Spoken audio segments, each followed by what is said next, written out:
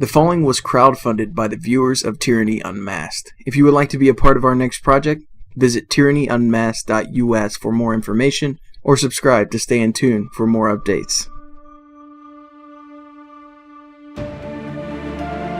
Every year we seem to draw closer and closer to that ever-looming precipice when the veil is lifted for all, where the point of no return reaches a tipping point, to where those who wish to return under the rock in which they avoid reality can no longer find refuge. It seems in only the past few years alone, thousands of free thinkers with the ability to help others in their transition from fantasy to fiction have created a multitude of channels, networks, and communities that threaten the old propaganda beast we commonly call the mainstream media.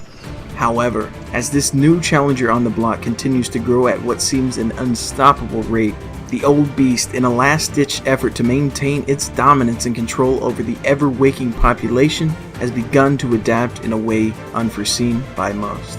This video is not about exposing the mainstream media, nor does it show how the governments around the world control these entities and corporations to push their large-scale agendas. That has already been done numerous times and is well known by everyone associated in the vastly growing alternative world. What the video aims to do is to expose the cancer growing inside this community and to arm you with the knowledge of the patterns and techniques used by many of its agents and pawns using examples we have found. This will enable you to not just know who may be manipulating and lying to you, but the ability to spot new and unexposed agents in the future. Some examples have been proven a part of fraud and government conspiracy, and the evidence of that will be provided. However, keep in mind that not all people and organizations mentioned as an example are necessarily complicit or aware of the agenda they are possibly propagating. It is important to use this information here as a guideline when deciding for yourself who to trust and who not to trust. In all of this, I often ask myself, what is the number one thing to look for when dealing with possible agents of deceit? That answer is rather simple, given the complexity of each individual case. What is their agenda? Now I know that sounds rather vague, and in many cases it seems hard to pin down, but if you are truly dealing with an agent of deceit, or even in some cases someone who has happened to fall prey to the deceit, an agenda will be present. It really is as simple as that. There is no effect without cause, and when that effect is fraud, whether that is a fallacy of principle, false information, or as simple as failing to uphold the truth to appease the masses. Fraud is defined as intentional perversion of the truth in order to induce another to part with something of value or surrender a legal right. This definition applies to every person or group we classify as the fake alternative media. So what are these agendas? We already know that the government agendas vary far and wide and are diverse enough to fit every group of people, every style of thinking, and every form of belief. Again, these have already been proven, and don't think for a second your sect of living is free of its reach. That line of thinking is naive and dangerous, but you already know that. In fact, most of you wouldn't be here listening to this if you didn't understand it. When problem solving, and this issue is one I'm trying to solve, I always follow Occam's razor, which is typically defined as the simpler the better. So when dealing with agendas of those who use deceit, I narrowed it down to 3 main categories. Now these categories often cross over to where a person or group fits in either 2 or all 3 of these categories. But without a doubt, an agent of deceit will fit into at least one of these 3 categories.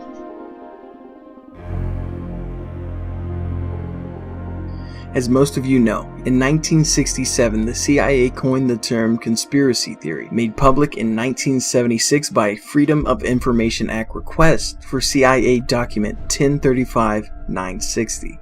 The document lays out a detailed series of actions and techniques for, quote, countering and discrediting the claims of the conspiracy theorists so as to inhibit the circulation of such claims in other countries. The CIA also instructed its members to, quote, employ propaganda assets to negate and refute the attacks of critics. Book reviews and feature articles are particularly appropriate for this purpose. Now, this wasn't the start of the government's program to deceive the public and protect its image, nor was it the last, but it was the first major spark caused by the public's questioning of the Warren Commission report into JFK's assassination that set the stage for what we are dealing with today. Fast forward 50 years to today, we still have these media outlets controlled by the US government and other countries around the world. However, with today's technological advancements, with the internet and the devices that connect us to it, we have more access to information and sources of all people than ever before.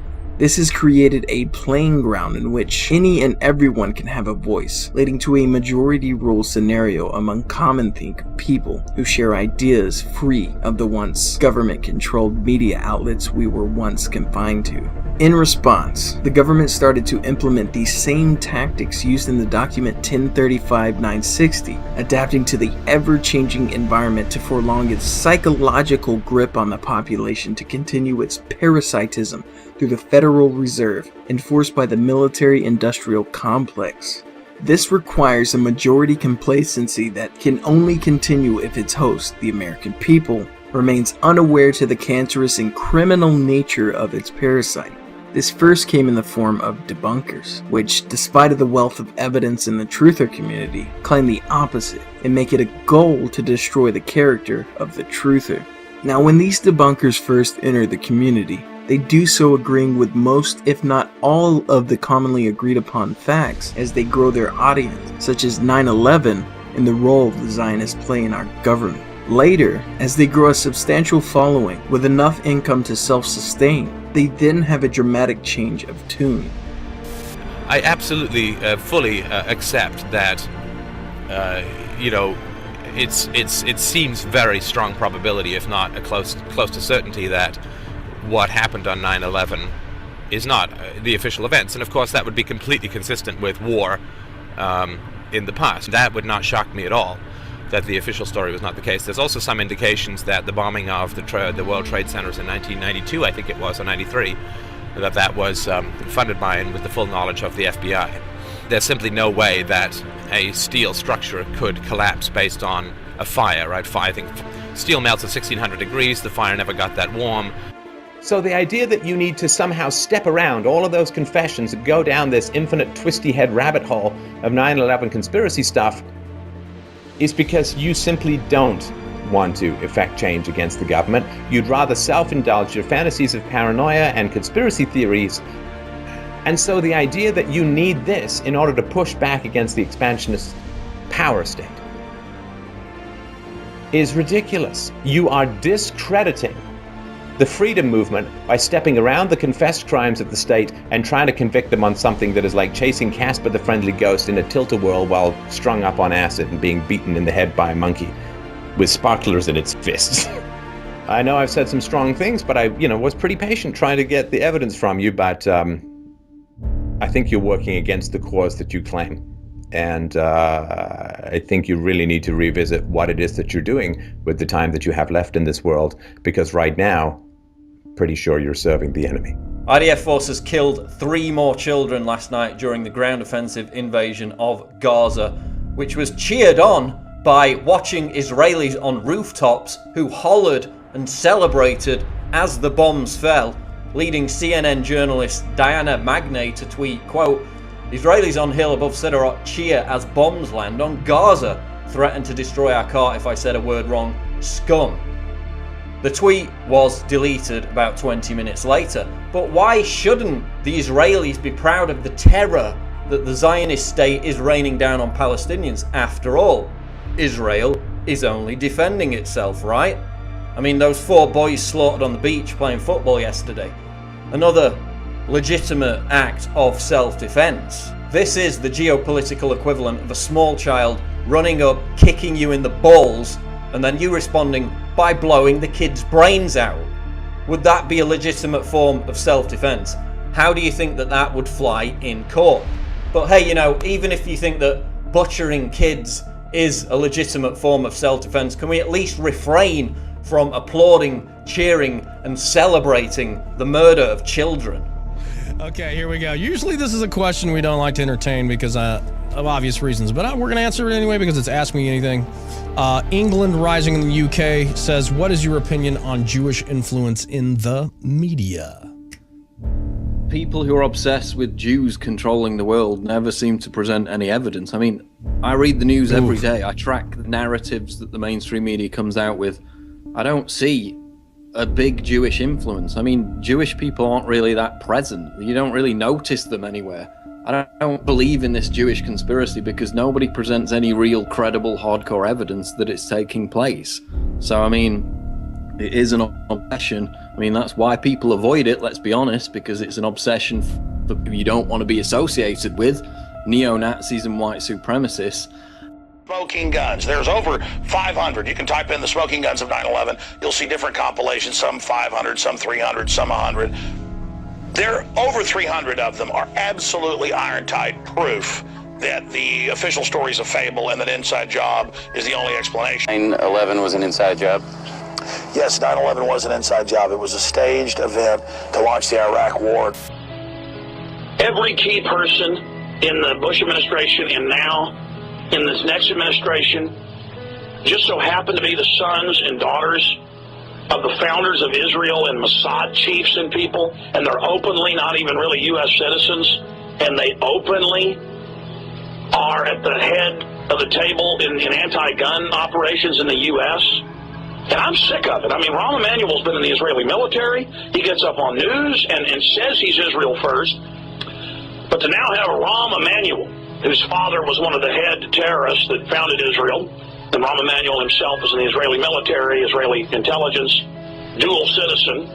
I mean, I'd be against having the chief of staff be British and openly have worked for the British government. I mean, it's not enough that Israeli government runs the company that does 98% of caller ID and phone tracking in the nation. That's been mainstream news. Is it not enough that Israel has the sole contract to, quote, guard the nuclear weapons? Our own government doesn't even have control of them. Is it not enough that Israel had fingerprints all over 9/11? A consortium of wicked robber barons, black nobility, that is the old royal families of Europe, intermarried and interbred with the Rothschilds and the Rockefellers. I mean, go read the newspapers. That's all admitted right there. They don't even hide this stuff. The Zionist churches, the mainline Christians, the phony Christians. I'm a Christian. People misunderstood what I said yesterday. I said these phony Christians saying lay down, wait for the rapture. Getting back, I'm going to play this Hillary clip where she said that I say 9/11 is an inside job. What I said was the Saudi Arabians, the globalists, are basically funding radical. They're letting these attacks take place. They're using them to take our rights. That was in the news at the time. And translate that over that I'm saying George Bush had a plunger like Wile E. Coyote blowing the building up. There's nothing in Saudi Arabia. No one has any power but Jews. Literally. Hey, Saudi Arabia is bankrupting the oil industry. Shut up and stop making apologies for the Jews. All these mentally ill Jew-obsessed people. It's comical if it wasn't so serious. And they give up their own free will. People that think it's the Catholics or the Jews or any one group, they don't have any power. The reason you're not successful is because of the Jews. Look, Goldman Sachs, Bear Stearns, the Rothschilds, and other greedy and evil international Jewish bankers on Wall Street have destroyed our economy, Mr. Jones. And not only have they destroyed our economy, but the Federal Reserve Bank was founded by Paul Warburg, which is a Jewish invention. And that doesn't even include the wars that are raging in Iraq and Afghanistan, which I blame on the American Israel Public Affairs Committee. Jones, have inflicted tremendous harm upon the United States. Well, let me ask you a question. From your perspective, should the Jews be gotten rid of? Yes, they should. In every country... All right, I'm going to stop you right there. I am Jewish. Low-grade intellects always like to say it's the whites, it's the blacks, it's the Jews, it's the this, it's the that. It's a way for them to feel good about themselves, always. And when people attack this show with made-up stuff, it's about them saying, I've succeeded in life. I'm better than Alex Jones. And, I probably shouldn't have cut that caller off. I probably should have let him go longer. Because I said, so we should get rid of all the Jews. He said, yes, we should get rid of all of them. And then I let the guy go, and I saw a few emails and comments saying he didn't mean kill them all. He just meant get rid of them. So I should just open the phones up for nothing but Nazis to call someday so people can really hear who these folks are. The globalists have got the power. What? The globalists have got the power. They do. And you know who the global, and it's going to be, the next several years are going to be very interesting. And it's just like, you know, you're hitting around at is that the political Zionists absolutely, totally control the presidency in Washington. And it's even difficult to talk about our mission. We do now, but, you know, because it doesn't even do any good. It's just, here we go. Okay. These types of discreditors are often called gatekeepers and are commonly where most people first get into the so-called truth movement. Just like major food and drink companies, which are largely in bed with the government, so too are these major media corporations. Both depend on us to remain unaware of the GMO cancers or fake news cancers we are digesting mentally and physically. It is impossible for these companies to continue their path as they have, with the rate at which people are waking up to the deception. An example of how the world's largest soft drink company, Coca-Cola, has dealt with its drop-off in sales in recent years as people become more conscious of the negative effects its products was having on their health. They bought the Glacier Water Company, then launching new products labeled as Vitamin Water and Smart Water, not making it clear to the buyer that it was a Coke product.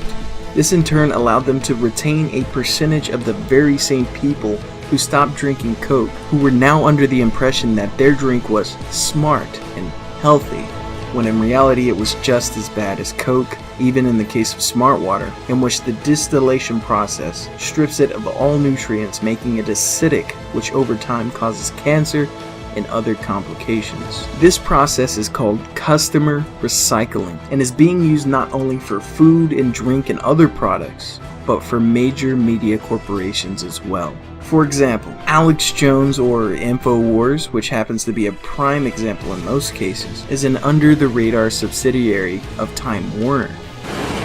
Turn the camera off. I don't have to turn the camera off. I'm part of media. You want to see my pass?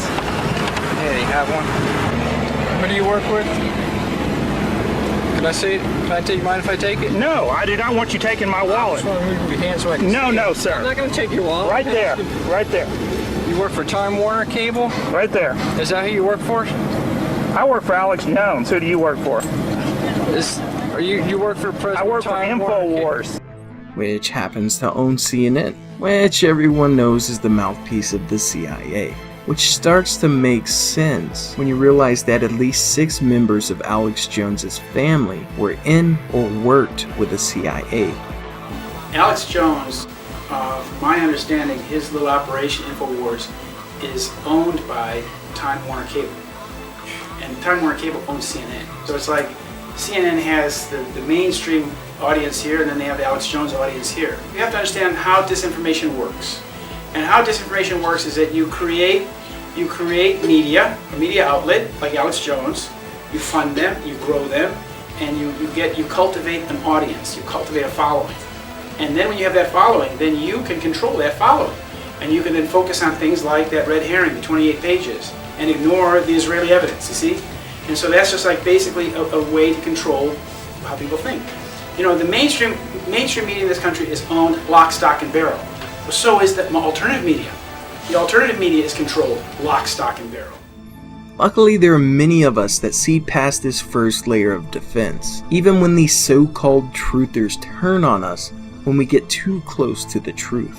This was made evident by the Sandy Hook case, which to this day is one of the clearest cases of outright hoaxing to push a political agenda to attempt to take our freedoms. As I have reported from day one, the Sandy Hook truthers are mentally ill. I mean, I'm not even talking about the people who think that Adam Lanza was a CIA mind-controlled, MK Ultra, patsy programmed assassin. That's a totally separate issue. I mean, that would actually be somewhat feasible. But the vast majority of the Sandy Hook truthers, lunatics, before you get committed to 5150 psychiatric hold, many of you probably should be, actually.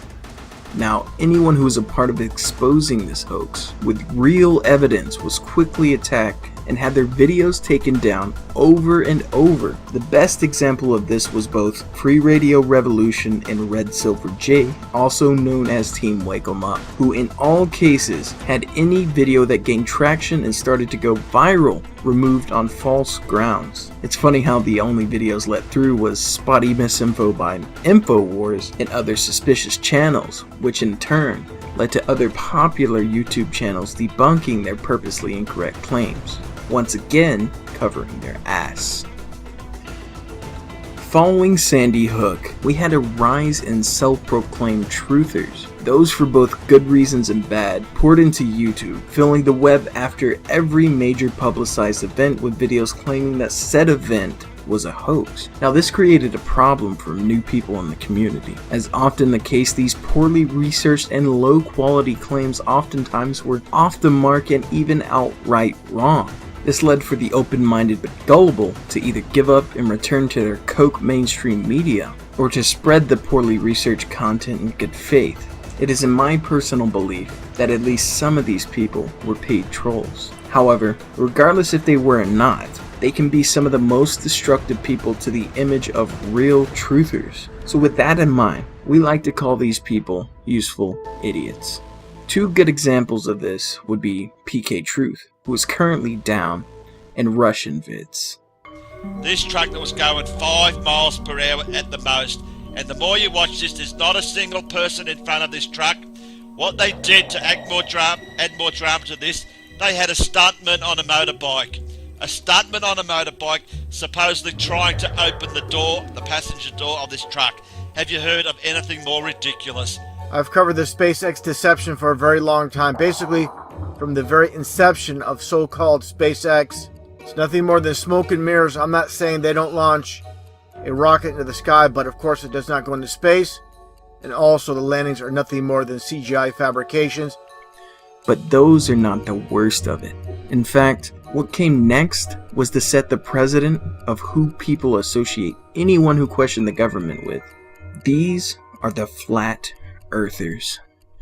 Right around the end of 2014, a new type of divide strategy was launched and took the truth community by storm, leaving many of us dazed and confused as to how it even happened.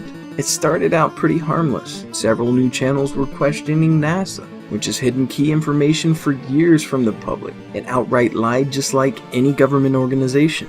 Where the problem arose, however, was when they all, almost like clockwork, started pushing the absolute nonsense, which is the flat Earth. Many of these channels started on the same week. Some followed in the next few months, and even some totally converted their old channels into completely flat Earth only channels. This all happened in just a few months. Now these began embedding themselves into the truth community any and every way they could, taking any chance to speak to where truthers were gullible enough to allow them. They moved quickly and in mobs from true channel to true channel, forum to forum, and about anywhere with a public chat to spread their newfound wisdom of the flat Earth. Now with having knowledge of how the CIA operates and the tools even people in the public can use, such as sites like Fiverr, where you can buy all the views, likes, comments, and subscribers you could ever want, then what is it for the CIA to do the same? Many, including myself, were convinced that the Flat Earth movement was nothing more than a psyop to divide and discredit the truth movement. As our original website, Contru.com, which is short for the Controversial Truth Project, was one of the few calling this out, at the same time we created our YouTube channel for the site, this channel was launched to seemingly smear our good name. They know our distrust in the government and even the state-embedded accepted science. So to play on this, the Flat Earth model was a perfect scheme for anyone open-minded yet not driven enough to research the supposed truth given to them. This played especially well in the religious truth movement, which played on Christians, Muslims, and even Jews misinterpreting scripture and claiming the flat earth is proof of creationism. Let it be known to all my religious followers that there is no need for a flat earth to believe in God. And who are we to limit the capabilities to that of a fishbowl? The Flat Earth Movement, aka the Discredit and Divide PSYOP, is still going strong and is by far the best implementation of this category's agenda. Don't believe me? Test it. Go right now, make a video disproving the Flat Earth theory, like many of my friends and others have, with absolute proof, showing their lies and manipulations as well as tactics of deception. Within hours, your video will be swarmed like flies to a corpse with hundreds if not thousands of empty puppet accounts, disliking, flagging, and commenting the most outrageous claims, astroturfing discontent. This is to give an illusion that the majority of the truth community, or at least a large percentage, believes that the earth is flat, which just isn't the case. It also gives the mainstream media, and even fake alternative media, an easy blanket reason to attack and discredit us. Because the best way to stop you from learning the truth is to discourage you from seeking it in the first place. I don't understand the philosophy behind the flat earth theory. Why do you say that? I just don't understand. First of all, what difference does it make? Could be flat, could not be flat. There could be 12 continents. How would you know?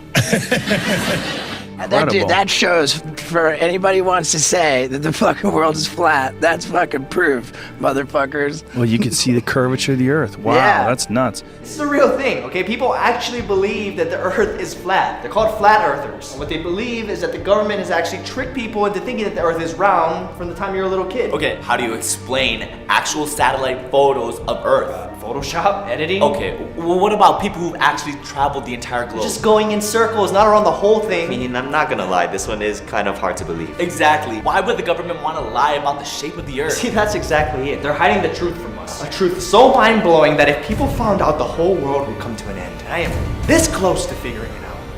One of the great challenges in life is knowing enough to think you're right, but not enough to know you're wrong.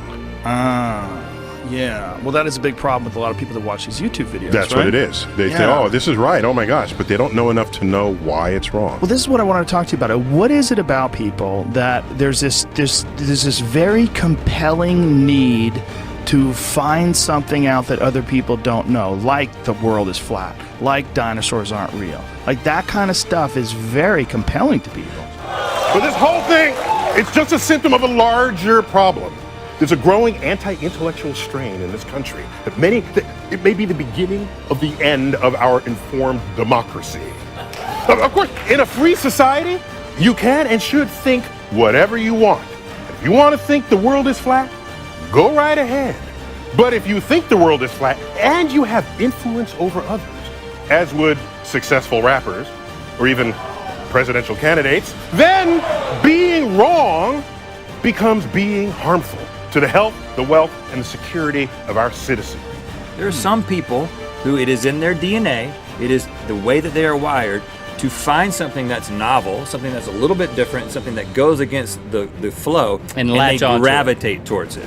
It's really a worldview disposition. It's not because there's good scientific reasons to believe the world is flat. No, that's just the secondary thing that you get into once you've made the decision that you believe that you're a conspiracy theorist. Maybe better ideas to make sure that we deal with climate change in a way that promotes jobs and growth. Nobody has a monopoly on what is a very hard problem, but I don't have much patience for anyone who denies that this challenge is real. We don't have time for a meeting of the Flat Earth Society.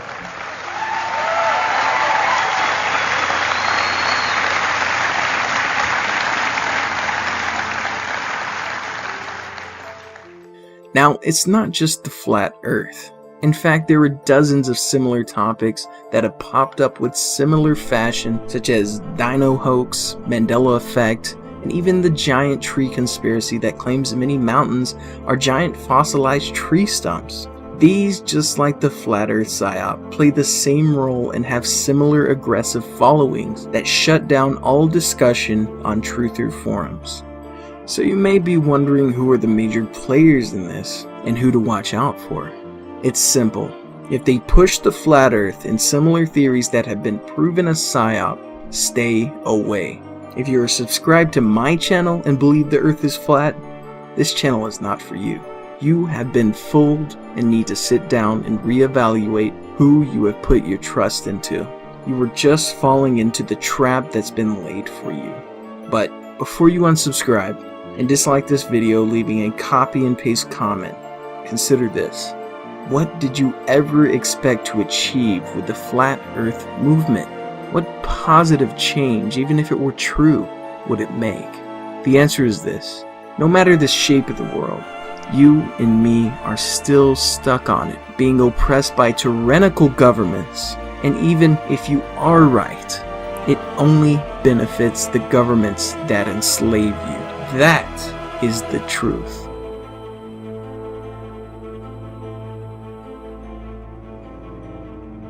The number one issue not only with the truth community today, but with humanity as a whole, is that we have a tendency to take everything in life as a duality.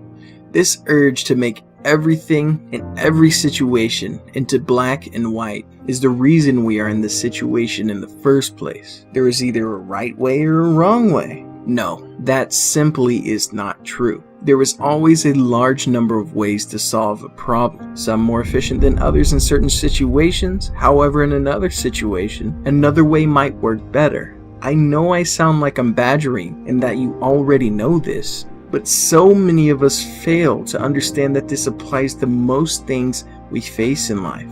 Governments and those who seek to abuse power have long understood our tendencies to adhere to these false dichotomies.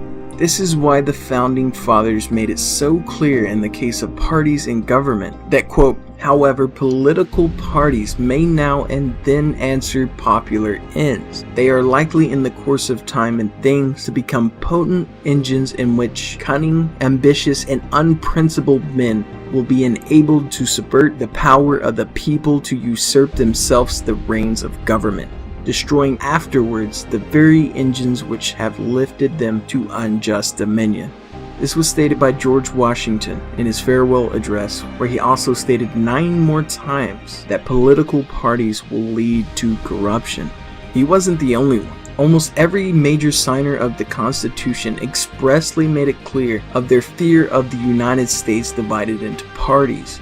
There is nothing which I dread so much as the division of the Republic into 2 great parties, each arranged under its leader in concerting measures in opposition to each other. This, in my humble apprehension, is to be dreaded as the greatest political evil under our Constitution. John Adams.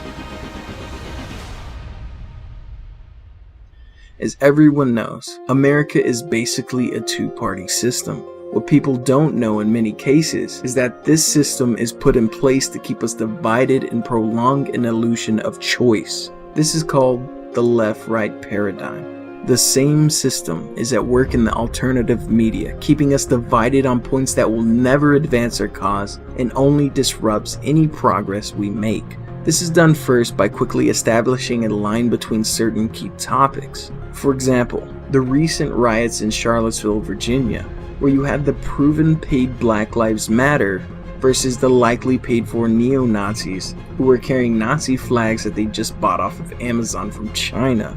We had Trump being sent out to condemn both sides very clearly. We condemn in the strongest possible terms this egregious display of hatred, bigotry, and violence. Racism is evil, and those who cause violence in its name are criminals and thugs, including the KKK, neo-Nazis, white supremacists, and other hate groups that are repugnant to everything we hold dear as Americans. Then followed up by the controlled left mainstream media and the left alt media, claiming he didn't really condemn them, which in turn sparks the alt-right media to attack the alt-left for trying to call Trump a Nazi. And that he condemns all racism. I showed you the tweets. I've played the video. For TV viewers, here it is. This is a CNN headline. Trump once again fails to condemn the alt-right white supremacist. CNN, right here. This is 12/19 in the middle of the melee.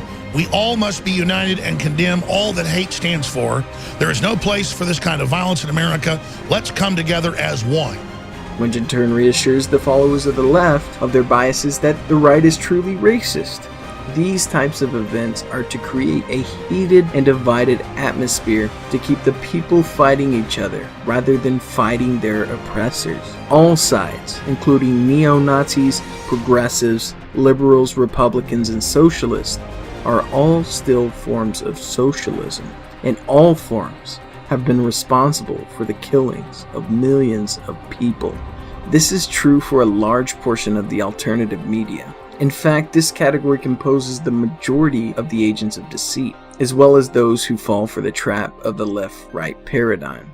Even though the ones who fall for this trap are good-willed in most cases and are not intentionally spreading false information, these people can be some of the most damaging due to them thinking that they are doing what's right, which promotes a feeling of honesty to their followers, thus spreading the false information further. That is why we also like to call these people, for lack of a better term, useful idiots. Now, it's not so important for me to point out these useful idiots, as you will be able to decide for yourself with the information given. However, I will give examples of some of the key players that this source information is coming from. People often think that for someone to be controlled opposition or a useful idiot, they have to be untruthful with everything they put out. Well, you see, that's the deadly mistake we often make. In fact, the worst agents of deceit are those who mix in truth with lies as not to alarm you with the lie, just like leading sheep to a slaughter. These next channels are all guilty of promoting our Zio-controlled governments while trying to seem like various forms of alternative media to appeal to the people waking up. Something almost all these channels have in common is that they make it their main goal to portray the opposite political party as the main cause to all their country's problems. That if somehow they would be a part of their form of socialism, things would be better. Yes, this goes for both sides. First, let's look at the liberal side of this. A woman who practiced her First Amendment right was murdered by one of your disgusting cronies, right? And also, you want to talk about the controlled press. We have a conversation about controlled press. I don't know what press he's watching, but the press is becoming increasingly controlled by one conglomerate, Sinclair, that forces local news outlets to report right-wing propaganda. So yeah, the press is being controlled, and the left wing is actually trying to fight that, but he's obviously buying the propaganda that's being fed to him by the right wing, and it's so incredibly frustrating. And by the way, I mean, it doesn't even need to be said, but really, Trump, you think that there are bad people on both sides? This guy is celebrating the murder of an innocent woman. You think that that's the same as those protesting the neo-Nazis and the white supremacists? He has misunderstood his mandate. First of all, his mandate was not to be the leader of the white nationalists. I know he thinks that. Okay, there's still a ton of racist monuments in America, but take that number that pre-existed and subtract one from it. Because in Durham, North Carolina, for years, there was a Confederate monument outside of one of the courthouses. And then this happened. Let's take a look at video 3.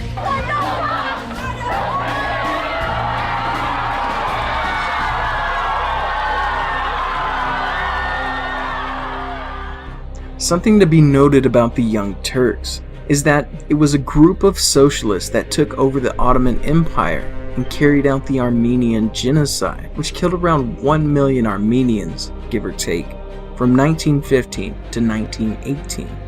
To black Americans, this is like a statue for Himmler or Goebbels in like a Jewish area. I mean, you could try, no, it's not like that for reasons and stuff, but it really is like that. Yes, the Civil War was fought over slavery. Yes, the South was on the side of keeping slaves. That was the point. He just used, quote, on many sides, when this was an instance of literal KKK, neo-Nazi, and neo-Confederate groups getting together to protest the removal of a Confederate statue. And then they got violent and one of them ran over counter-protesters.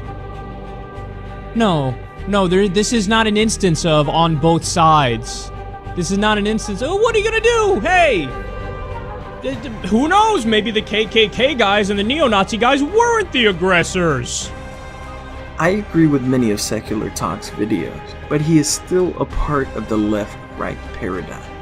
You know, our whole family, I mean, we're all progressives, we're all feminists, but around 2012, around the time of the Ron Paul presidential campaign, Peter started getting off into these sort of fringe internet spaces like 4chan and InfoWars and the like, and he started kind of swallowing up that whole mythos. And once he got inundated in that, he just kept moving further and further and further right, and this all happened kind of behind our backs. He became a men's rights activist, and then a couple years ago he showed up to a family gathering and started ranting about the Jews, and I asked him if he identified as a white nationalist, and he said, yeah, I'm a fascist. Well, Democracy Now! Has been also promoting U.S. imperialism through promotion of the terrorist group, the White Helmets. The White Helmets are a group of nearly 3,000 volunteers made up of ordinary Syrian civilians. They are teachers, they are builders, they are carpenters, they are students. They're just normal people, just like me or you, who decided not to pick up a gun, decided not to flee Syria, and instead decided to every day wake up and risk their lives to save complete strangers. Someone who also promotes this is the Lip TV, pushing a Ukrainian propagandist documentary who also promoted the overthrow of the Ukrainian government. Looking over there and saying, okay, this is happening in Syria, oh, like it did in Egypt, and oh, like it did in Tunisia, and oh, like it did in Africa, and so many different countries that we see all these people in South America being beaten down by dictators, being killed for just breathing air. You know, it's important to say it's not just those people. This can happen to us. It can happen anywhere in the world, specifically that dictatorship becoming more and more popular between a lot of different heads of the government, and in our days it's all over the world. But what's most interesting about the Lip TV is that they are allied with the Young Turks. But not only that, they are also allied with their polar opposite, the Next News Network, which ties us into the so-called alt-right side of things. The Next News Network has been the most obvious one in this category. Well, my friends, it begins. Donald Trump was right. Take a look at the monuments that the left are targeting now. You're not going to believe this. CBS Chicago now reports that a Chicago pastor has asked the Emanuel administration, the Rahm Emanuel administration, to remove the names of 2 presidents who owned slaves from the parks on the South Side, stating the city should not honor slave owners in black communities. Liberals will certainly be furious when they learn this. Martin Leal for the Conservative Tribune is now reporting that Robert E. Lee has long been a target of the left's vitriol, but it's been turned up to 10 recently, with statues of the Confederate general being removed across the nation. Anyone who speaks out against these removals is instantly branded as a racist. One of the statues that may be removed is in Dallas, according to WFAA-TV. These protesters, these leftist protesters, absolutely insane. First, they're calling for the removal of the George Washington monuments in Chicago, and now they just tried to dig up a Confederate general's grave. Of course, afterwards, getting hit with the ultimate karma. Yes, the law is pretty stubborn when it comes to these things. Something else they are very efficient at is fear porn, shaping their followers' minds to beg the government to save them from the non-existent threat as it commits its war crimes around the world. Got some breaking news here, bad breaking news in fact, God help us all. North Korea has now perfected the ultimate weapon that could destroy America. Do you recall last year when we reported about a nuclear bomb, a nuclear device that Kim Jong-un detonated? It triggered earthquakes on the Korean peninsula. 4.0 earthquakes were registered. Well, now it's been confirmed they have the hydrogen bomb, a micronuclear weapon. Just released the time and the place of his next attack. This is getting serious, friends. Of course, we reported previously that Guam was in the crosshairs. Now a timeline has been announced. Emily Nowak, Liberty Writers News, reports that the North Korean situation is starting to heat up. The Hermit Kingdom has now issued a warning that a plan to attack the waters near Guam will be put into place by mid-August. But the little crazy kid is going overboard. His latest threat is that he has a special gift package for the President of the United States. He's due for a package, Mr. UN says. That's what I like to call him, Mr. That's UN. North Korea has declared Donald Trump was sitting on the knife edge of life and death. That sounds like a direct threat to me. And that he should brace himself for a gift packet. Boom! They should have took him out whenever he sent that over. As soon as he sent it over, on the way they're going over, they should bring him. Boom! They already know where he's at. But the Pentagon dropped his own hammer and says, listen, little fat crazy kid with the jacked up haircut, don't sleep easy tonight. Got a news alert for you now. China's secret plan has been unveiled. 40,000 weapons are in the United States waiting for the order to attack. Yes, a Chinese dissident claims that these, quote, weapons have been smuggled into the United States. Pretty scary stuff here.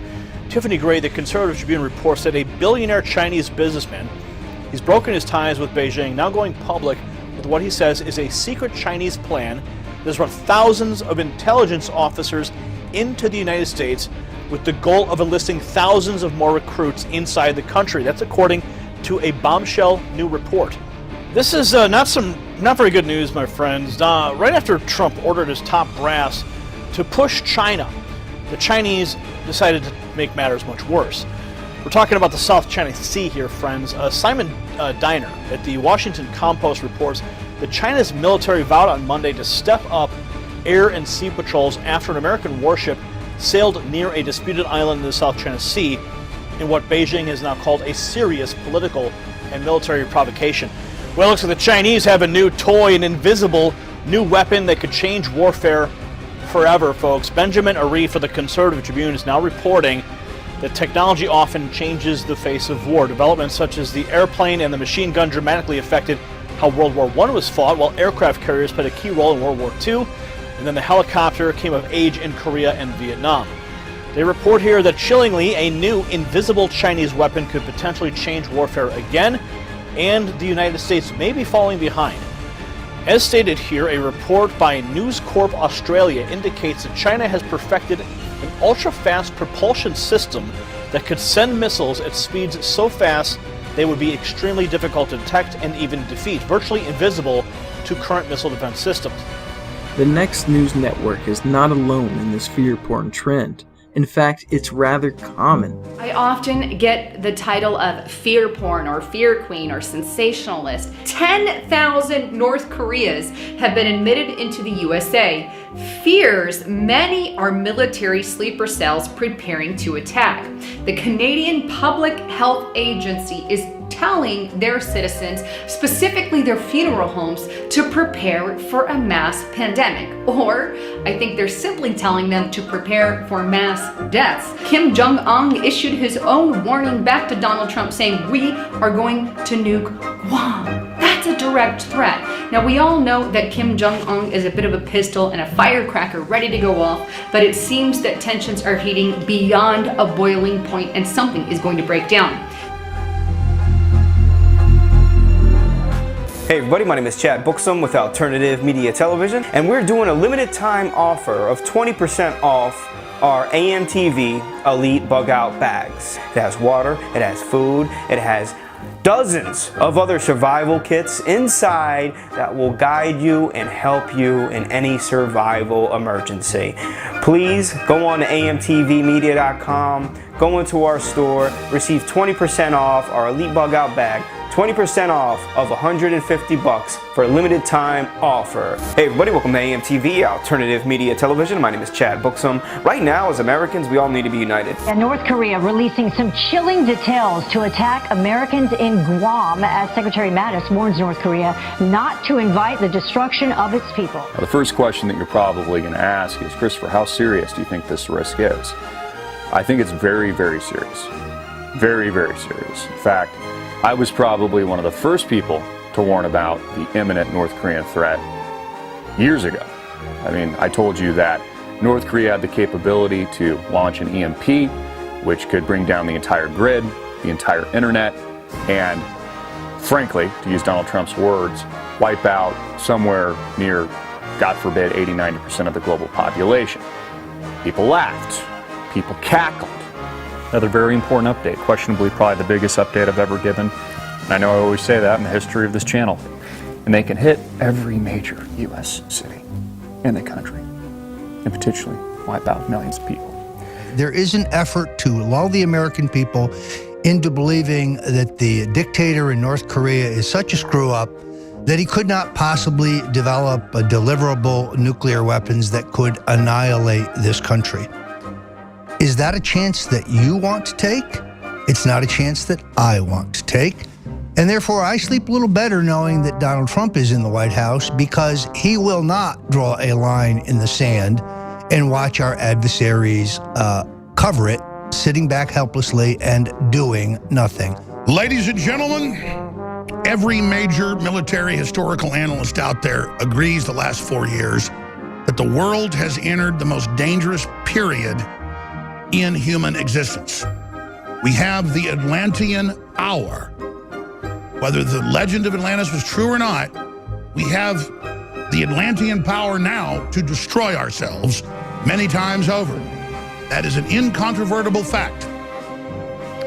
And we have communist China that is unbelievably oppressive and unbelievably murderous, arming North Korea with medium-range and long-range intercontinental ballistic missiles.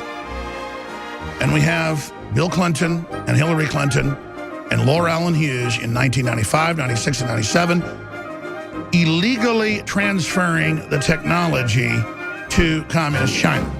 On the topic of fear porn, one of the best tactics used is again with religion, with end-time prophecy. The amount of people promoting this is massive, so I'll just stick to a few.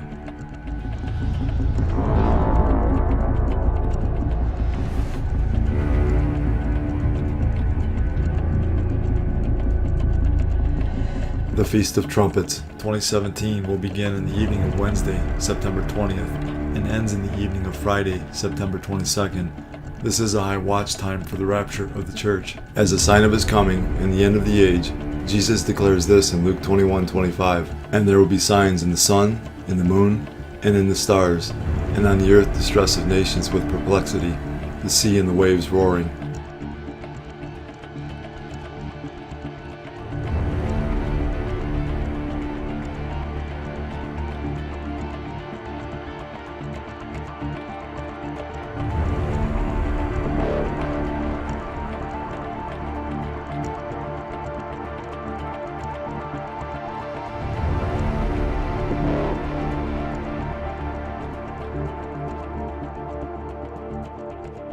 Something else that is used against Christians in particular is the lie that Israel belongs to the Jews, which in reality is the Zionists posing as Jews, almost cheerleading them as they commit war crimes daily.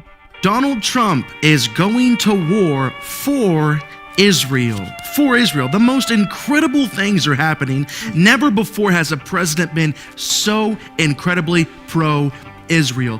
God's light is shining on America right now, and it's because Christians stood up and they voted in those polling booths, and also because of Donald Trump's just absolutely incredible stance for Israel, recognizing Jerusalem as the eternal, indivisible capital of Israel.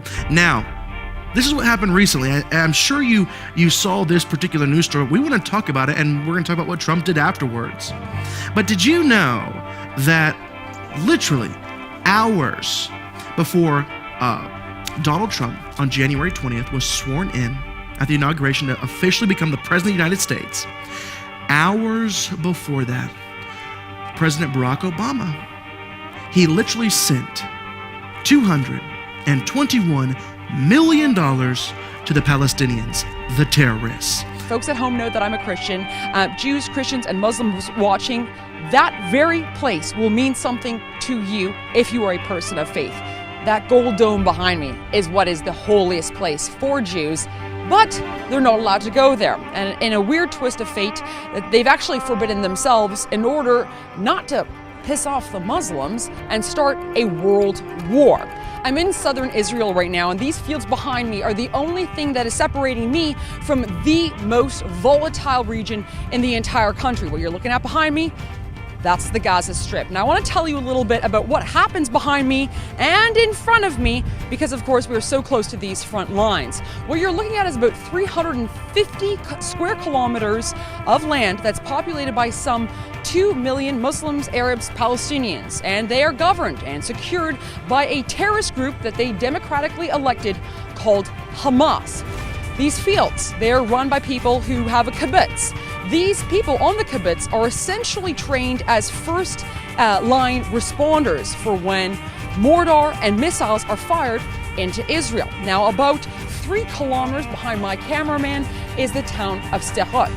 Sderot has about 25 to 30,000 residents, and in that town, maybe every half of a block, you will run into a bomb shelter. Why? Because Hamas is waging a two-pronged war against the Jewish people and the nation-state of Israel, because it's in their constitution.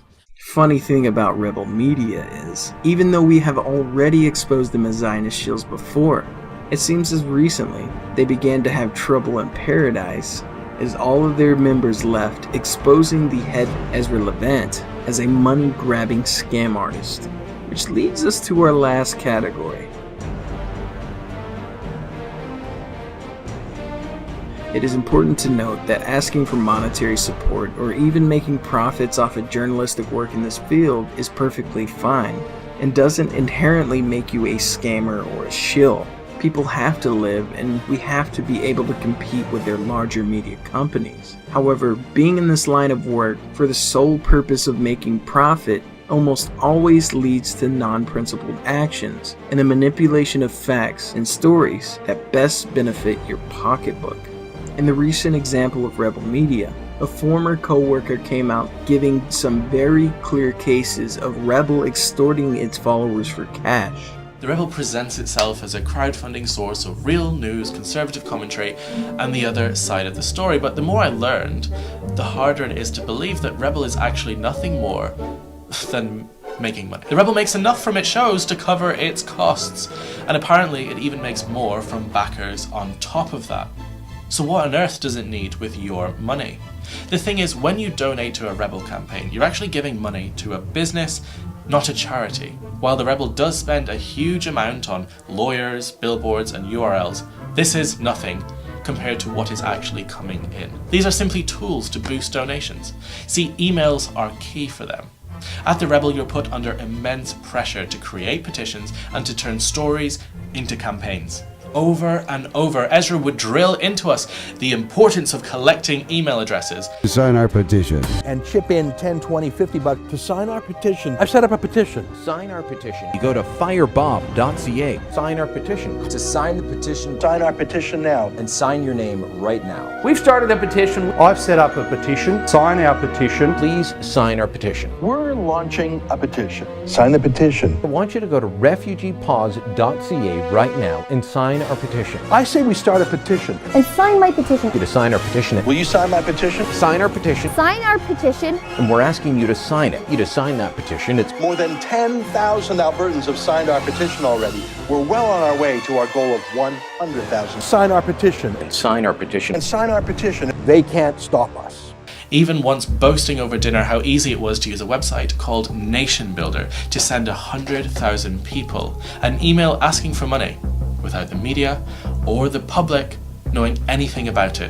What exactly is happening with that money? Well, Ezra would often push videos as a priority because they, in his words, pay all of our wages this month.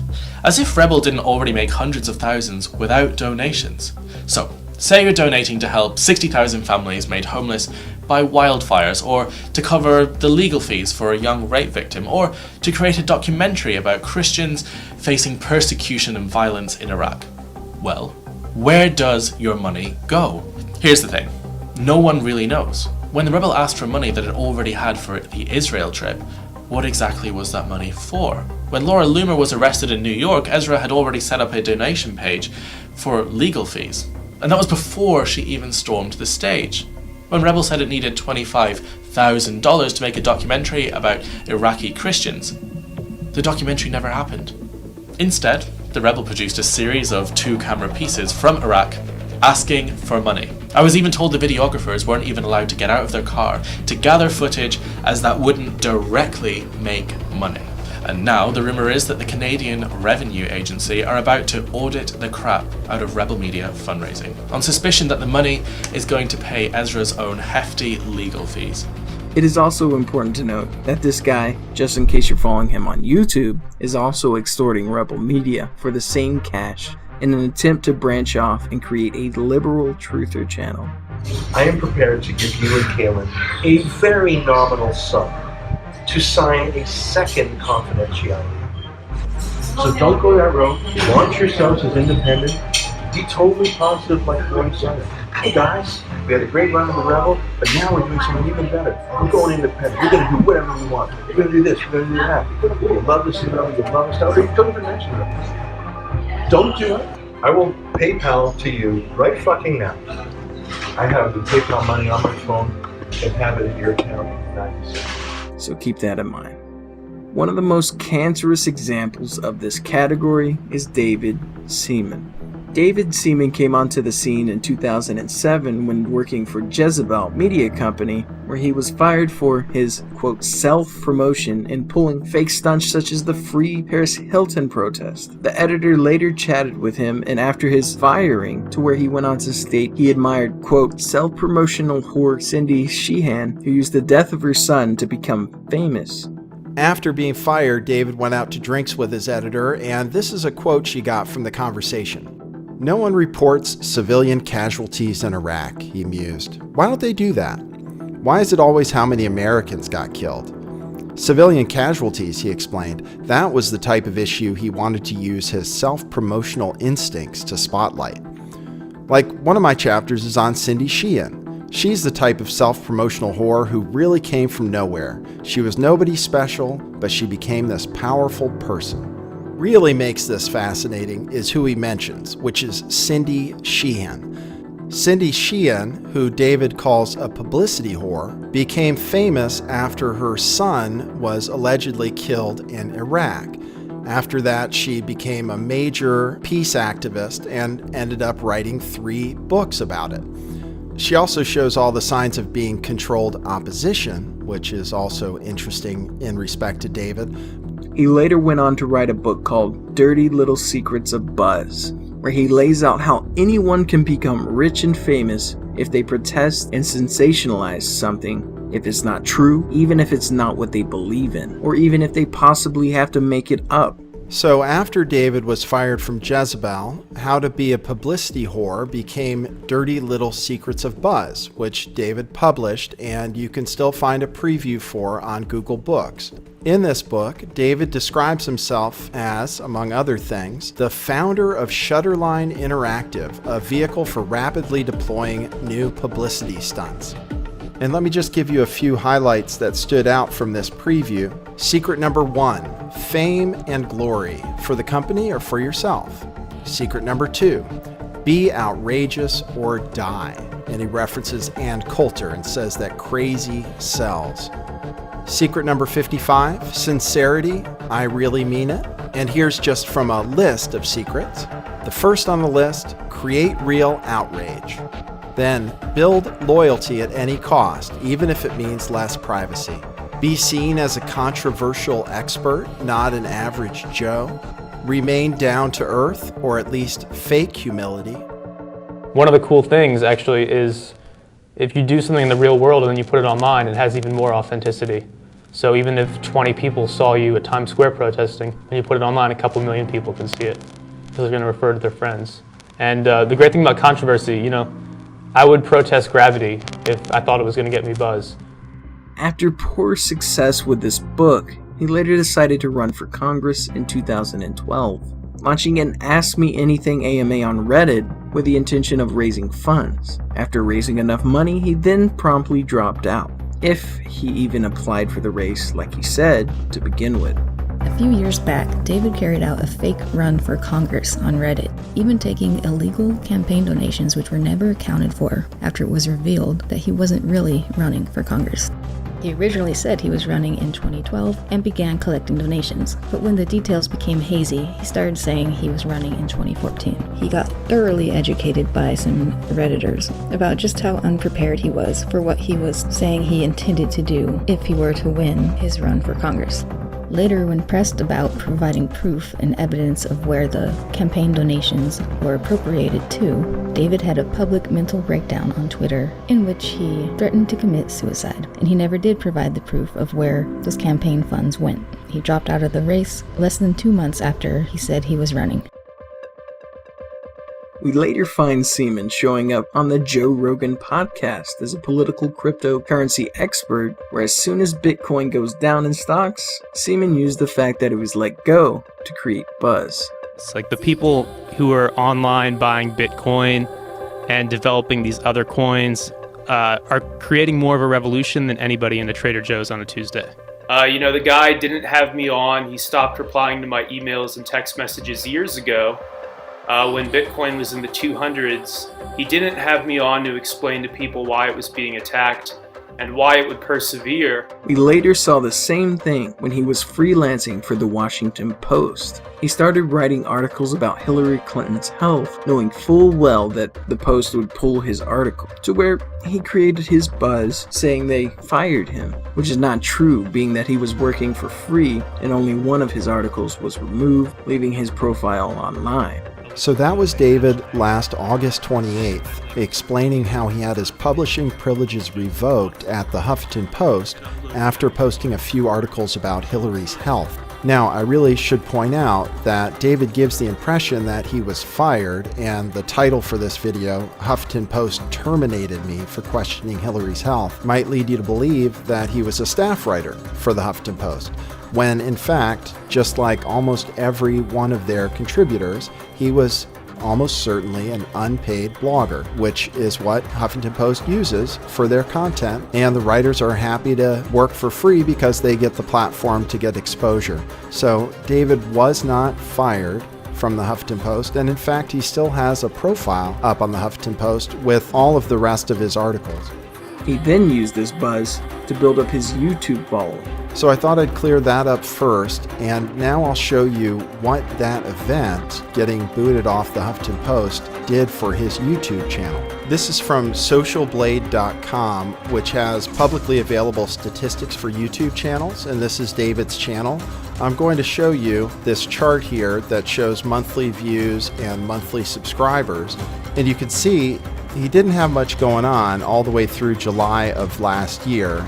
Pretty minimal traffic on his channel, relatively speaking. And then at the end of August, he had his articles pulled down off Huffington Post, and all of a sudden his traffic exploded. And then he just happened to be on the right side of some controversial topics. He picked Donald Trump. Early on, he kept talking about Hillary's health, and then Pizzagate. And he went all the way with Pizzagate, and you can see that his subscriber count and his view count also stayed right up there. He built his way all the way up to 150,000 plus subscribers, and he became, like I said, the face of Pizzagate. Using this, he then became an affiliate for a shady new company called BitGold, who had just bought the company Gold Money. This company, which is owned by an Israeli named Roy Sebag, is under the same format of holding physical gold for people to access at will. However, every company under this model since 2012 has been taken down for fraud to where they don't actually have the physical gold to back up the money people give them. So tell me, is this company an exception? And it's a company that since 2001 has been storing people's gold without incident. So Gold Money has been around for I think about 15 years. In fact, David really shouldn't say that, because although there was a company called Gold Money, which was founded in 2001, which offered clients the chance to buy and sell gold and have it stored for them in vaults, that Gold Money was acquired in May of 2015 by a company called BitGold, which I told you is the same as Gold Money.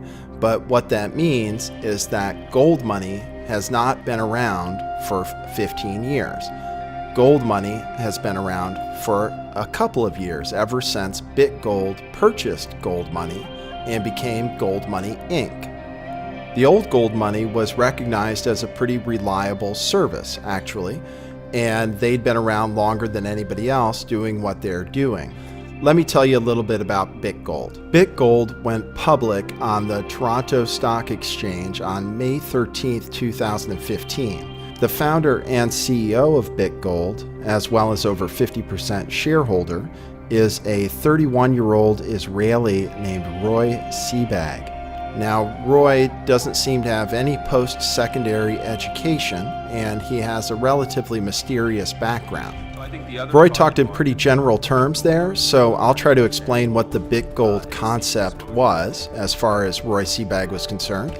It was a technology he developed, theoretically, that would allow you to pay for things with gold, basically using a credit card, let's say.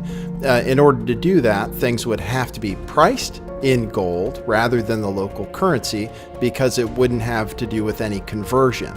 And this technology, this BitGold technology, was apparently based on the blockchain, which is what Bitcoin uses, and that is where the name BitGold supposedly came from.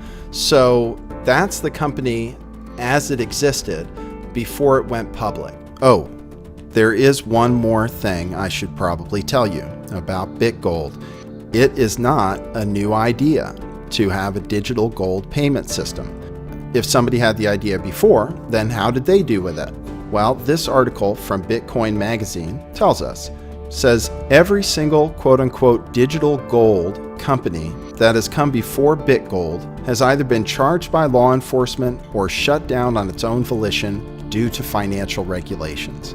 In fact, the largest one, called eGold, ended up being a hub for money laundering. No previous digital gold business was able to survive. Well, after promoting BitGold alongside Bitcoin as if they were just as reliable as each other for a while and making enough money off affiliate links to go to the Super Bowl and other expensive trips, along came Pizzagate. Unlike other Pizzagate researchers, David never did any research of his own. David just shared other people's work and asked for donations, even if this work was spotty, wrong, and even made up. Any and every time anyone called him out for this, he attacked their channel with community guideline strikes in order to take down their channel. Seaman does not advocate the freedom of speech. He's just led a flagging campaign against the YouTuber New World Agenda and succeeded in having that channel taken down. David had the channel taken down because that YouTuber was criticizing David in several of his videos. The YouTuber New World Agenda has been deeply involved in the investigation and research into Pizzagate since it broke. He's not simply an internet troll. Correction, New World Agenda's YouTube channel hasn't yet been completely taken down, but he's lost his privileges and he can no longer upload or stream live on his channel due to the community guideline strikes that David Seaman has bombarded NWA's channel with, and his channel's probably about one strike away from being terminated. This has been the final straw for many in a long string of offenses by David towards the research community. He's managed to piss off nearly all of the people who are participating in the crowdsourced research and investigation that is Pizzagate. The more people questioned him, the more he continued to expose himself, now resulting to astroturfing in order to keep his donations coming in. What is shown below is a chunk of comment section of Seaman's recent video, Kill Your TV and Live Forever. Keep in mind, this is not an isolated incident, and this is what most comment sections of all his videos look like. Here are the pictures of the video itself and the section of the comments I have analyzed. So you got all these accounts here. You got Joe King here saying, I support David, I stand with the chosen people, I want to save the children, I am willing to 10% of my salary to David. Are you with me? Are you with the pedos? I'm praying that the good people everywhere see how you are like Christ. And donating to you is like supporting Jesus. Also, let's save the children and stand with Israel. It's like an army of corporate robot trolls have descended on our David, right? Ask yourself, do you stand with Israel? Do you want to save the children? The Bible teaches us there is one path. Donate to David today and save your own souls, please. Francisco Guzman. David has changed humanity as we know it. I am just a sinner. I cannot do much, but I am donated to David's Patreon today. Anyone who does not is a pedo. Dan Peterson. If you guys are like me, you will make a donation to David. Words and post are not enough. If you love God and Israel and believe maybe David was chosen by God to come back and save us sinners, then you must give up your worldly possessions. Why not make a serious donation to David? Stand with Israel. So, this needs to be understood fully and completely. Here's another group of comments. Let's take a look. We should nominate David for the Nobel Prize, of course. He probably saved over 300,000 children. How dare people falsely accuse him of profiting off this? Let's donate to his Patreon to save 300,000 more children. After David was poisoned twice and his fiancée was murdered, we realized he is taking the same path as Christ did. David is the Lion of Judah. Born-agains like me are showing our support during his time of tribulation. Most here are talkers. True Christians are rushing to donate to David's humble Patreon account. So here's Robert Golden, another fake account. All you people with your empty comments, O ye of little faith, if you are like me, you are showing your support with donations. Every one of us needs to make a huge donation to David so we can stand with Israel and support the children. I have an idea. How about nominating David for the Nobel Peace Prize? Mark Glazer. David and Jesus have so much in common. You may be witnessing his return. Now, it's most likely David that is writing these comments. Bitcoin is not a coin of the empire. Matches Patreon for a month. How do we donate $200 to our Messiah? Ignore the Brock troll army. So what do these comments have in common? They all say that he's the Messiah or the next Messiah or the next best thing since Jesus. He's better than Jesus. And give as much fucking money. How do we gotta donate. Can we donate this much? How much can we donate? Let's all donate. If you don't donate, you're a pedo. So let's take a look at the actual frickin' profiles of these people and see what they all have in common. Joe King, get the picture? Self-improvement through philosophy and psychology. That's his subscription. Chevy Boy, back same account. Max White, right, same account. Francisco Guzman, same account. Dan Peterson, same account. Big Mac, same account. Robert Golden, Wizard Master, Max Glazer. There are a few things that bother me more than scumbags, liars, and people that would use the guise of pedophilia to make obscene profits. I don't think there's anything lower. This is what we're up against, folks. And it's up to you to let everyone know what is going on. Instead of supporting people who are there to just profit and put morals and principles behind, listen to and support real researchers such as Titus Frost, who has done some of the best work on the topic. Now, I could go on and on about people in this category, especially with InfoWars, but I think this example covers most of the key points, and the category in itself is pretty self-explanatory. So, in conclusion, take these examples and learn from them.